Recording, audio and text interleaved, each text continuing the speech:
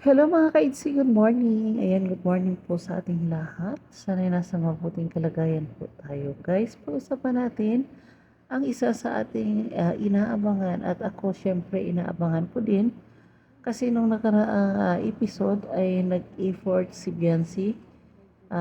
May binigay siyang regalo kay Ido na talagang hindi galing sa sponsor kundi galing talaga kay Biancy at pinaghirapan niya itong gawin para lang may maibigay siya. At sabi naman ni Kalingap Ido na babawi siya sa birthday niya. Sabi naman ni Biancy na hindi na daw kailangang bumawi. Pero aabangan pa rin natin guys kung ano nga ba ang misteryosong regalo ni Kalingap Ido kay Biancy sa kanyang 17th birthday.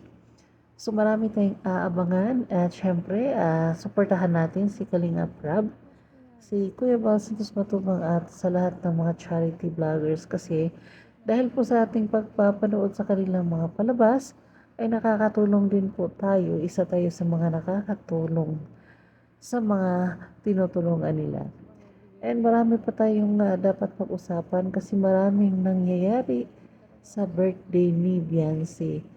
At yun nga, 'di ba, alam naman natin na daming dumalo sa kanyang birthday and sa preparation pa nga lang bago mag-birthday, bongacious na nga. So how much more sa kanyang kaarawan mismo. At yan ay ating aabangan mamaya. Siguro may premiere si Kalinga Prab. So, ito muna sa ngayon at magbibigay po tayo ng karugtong ng ating mga makikita sa palabas ni Kalinga Prab.